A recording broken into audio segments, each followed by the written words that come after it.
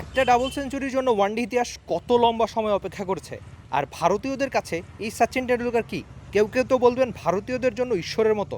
তবে সেই সচিনের এমন গ্রাফিতি মিলবে কে জানতো? ভারতের হয়ে দুবার অলিম্পিক গোল্ড জেতা রূপ সিংয়ের নামে স্টেডিয়াম, তবে যা এখন বিখ্যাত সচিন টেন্ডুলকারের 200 রানের ইনিংসের জন্য অবশ্য দেখা মিলল ভগ্নদশা এক ভেন্যু। তাই বলে সচিনের 200 রানের মাঠের অবস্থা হবে এমন? ঘাস বড় হতে হতে আপাতত থমকে গিয়েছে। মাঠের মূল উইকেট কোথায় তা এখন বোঝা দায়। যে স্কোর কার্ড থায় দাঁড়িয়েছিল ইতিহাস হয়ে, ওয়ানডে ইতিহাসে প্রথম 200, তা এখনও কি করে টিকে আছে আপাতত সেটাই যেন বড় প্রশ্ন। 2010-এ শেষবার সচিনের 200 রানের পর থেকে আর ব্যবহৃত হয়নি এই মাঠ, এই স্কোর কার্ড। সচিনের 200 বিখ্যাত মাঠ, তবে এই মধ্যপ্রদেশ ক্রিকেট অ্যাসোসিয়েশন লেখাটার মতোই এই মাঠের অবস্থাও অনেকটা ঠিক তাই, একেবারে অবহেলিত, একেবারে অনাদরী। শেষ কবে আন্তর্জাতিক ম্যাচ হয়েছে এই মাঠে সেটা খুঁজতে আপনাকে যেতে হবে অনেকটা সময় পেছনে। তবে এই মাঠে এসে খানিক দুঃখই বাড়লো, যেখানে সচিনের বিখ্যাত 200 রান, যেখানে ওয়ানডে ক্রিকেট ইতিহাসে প্রথম 200, সেই মাঠ এখন পড়ে আছে একেবারেই অনাদরেই। 200 রান, 147 বল, 226 মিনিট, 25টা 4 আর 3টা 6, একটা সিঙ্গেল বদলে দিয়েছিল ক্রিকেট ইতিহাস। ওয়ানডে ইতিহাসের প্রথম ডাবল সেঞ্চুরি বলে কথা। মধ্যপ্রদেশ ক্রিকেট অ্যাসোসিয়েশনের একটা মাঠ হচ্ছে এই রূপ সিং ক্রিকেট স্টেডিয়াম। যদিও মাঠটা এখন অবহেলিত, তবে এই মাঠে একটা ঐতিহাসিক স্কোর কার্ড আছে। সেই স্কোর কার্ডটা আপনাদের একটু দেখানোর চেষ্টা করব।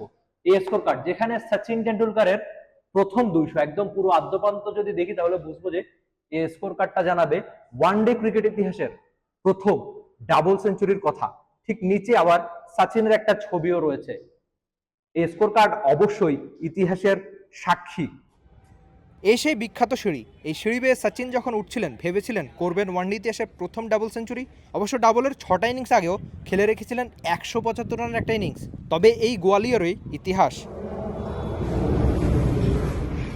যে ড্রেসিং রুম কিংবা ব্যালকনিতে ভারতীয় ক্রিকেট দল সাক্ষ্য ছিল ইতিহাসের, তা এখন যেন কেবলই স্মৃতি। দুনিয়ার সব মাঠেরই ভিন্ন ভিন্ন গল্প থাকে, ভিন্নতা থাকে সব মাঠেরই। তবে এই মাঠ বিখ্যাত একটা বড় কারণে, সেটা হচ্ছে সচিন টেন্ডুলকারের 200 এর জন্য।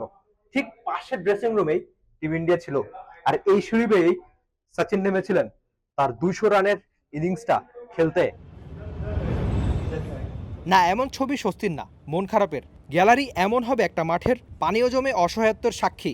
অবশ্য যে মাঠ 2010-এ শেষ, এরপরে 14 বছরে হয়নি একটা ম্যাচ। সচিনের বিখ্যাত 200 রানের ইনিংস যারা এই গ্যালারিতে বসে দেখেছিলেন তারা নিশ্চয়ই নিজেদের ভাগ্যবান ভাবতেই পারেন। তবে সেই ভাগ্যবান ভাবা লোকেরা পরে আর কখনোই আন্তর্জাতিক ম্যাচই দেখতে পারেনি এই বিখ্যাত ভেন্যুতে। অন্তত গ্যালারিটা সেই কথাই বলে।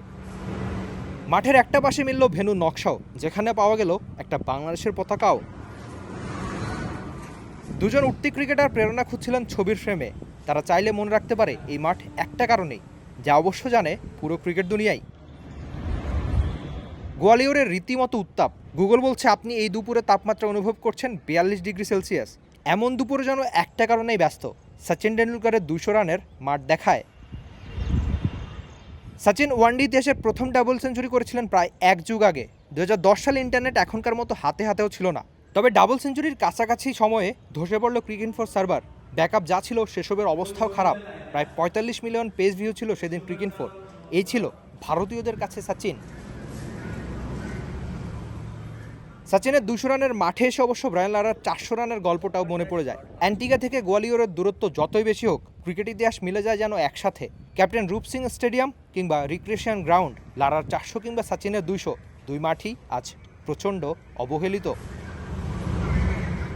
2011 বিশ্বকাপের পর সচিনকে কাঁধে নিয়ে কোহলি বলেছিলেন, 21 বছর যিনি আমাদের প্রত্যাশার চাপ বয়ে নিয়েছিলেন, এবার পালা তাকে বয়ে নেওয়ার। কোহলির অবশ্য পেরেছিলেন সেদিন ওয়াংখেড়েতে, কিন্তু এই গোয়ালিয়র পারল কি? 22 বছরে মাত্র 12টা ম্যাচ, 6000-এর একটু কম রান, 166 উইকেট। বলার মতো কী বা আছে? আরে আছে দুনিয়া কাঁপিয়ে দেওয়া ওয়ানডে ইতিহাসের প্রথম ডাবল সেঞ্চুরি এই মাঠেই তো, যার জন্য আপনি হয়তো গল্পটা এতক্ষণ দেখলেন। Rifat Emil, T Sports, Gwalior, Bharat. For more updates, subscribe to our YouTube channel and click on the bell icon. Follow us on Facebook and Instagram. Download T Sports app to enjoy exciting games and highlights. Visit tsports.com.